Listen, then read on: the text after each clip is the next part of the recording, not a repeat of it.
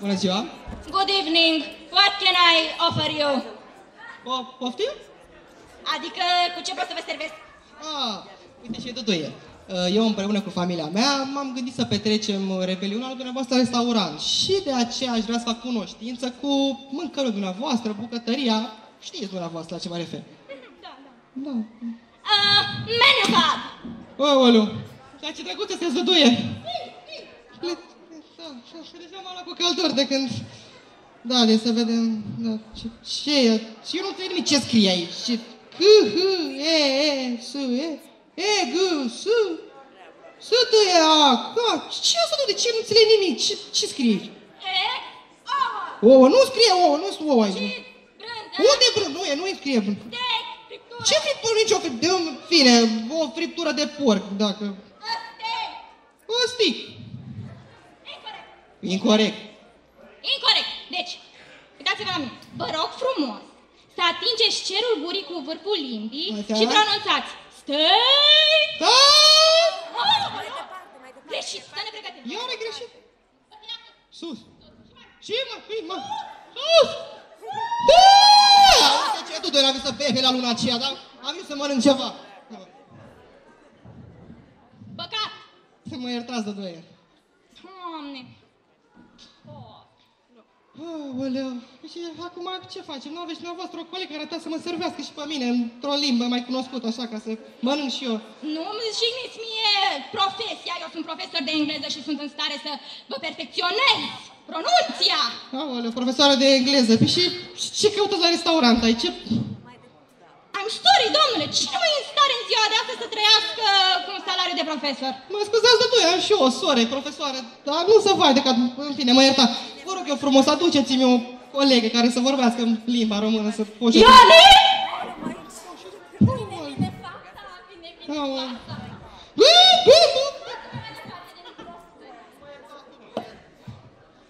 Ce dorește, domnule? Păi, ce să fie, o friptură de porc, sper că aveți.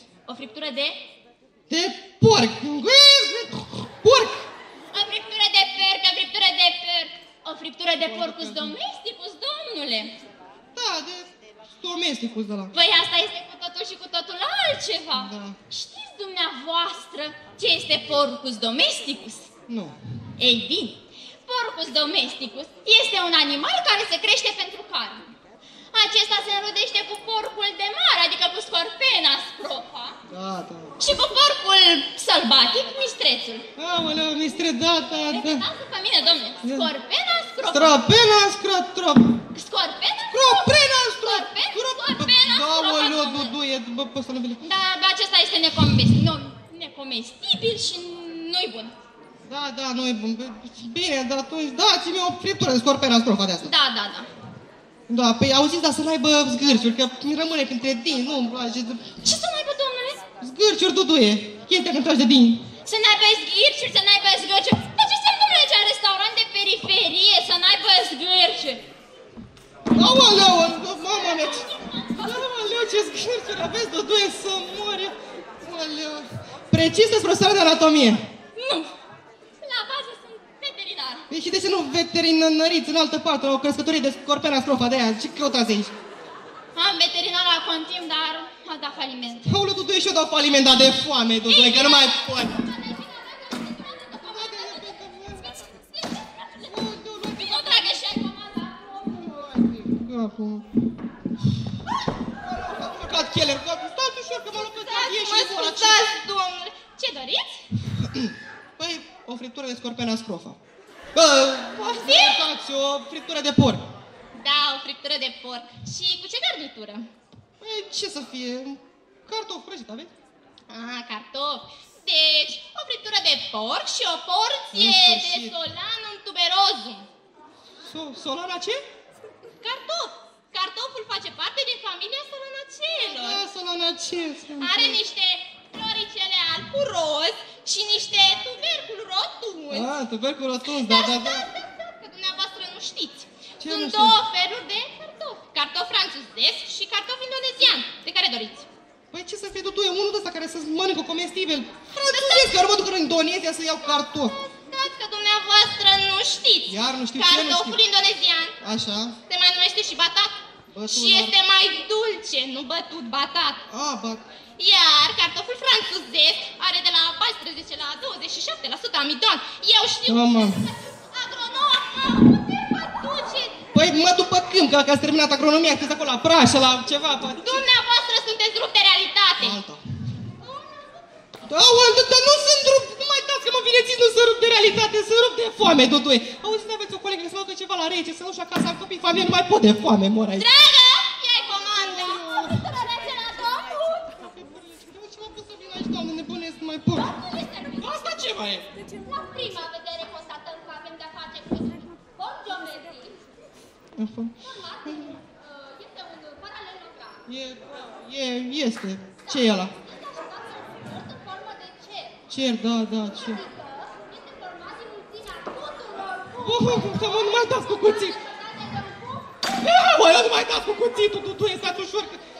Da, am înțeles tot, nu mai dați cu cuțitul, vorbim eu frumos. Aoleu, Duduie, nu spune, sunt desprofesor de matematici.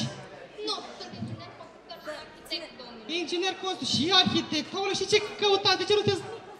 Dumneavoastră sunteți rupt de realitate? Nu vedeți că în țara asta nu se mai construiește nimic? Se dărâmă totul! Duduie, și eu sunt dărâmată de foame, Duduie. Auziți, nu aveți un șef ceva să... Îl cunoașteți pe șeful? Nu, de ce n-ați spus așa că vă aduceam un paralelipiped, că paralelogramul are zârciu și nu e bun? Auzi, Duduie, vreau două vorbe să vorbesc. Plec imediat, șeful! Vă cheamă în dor!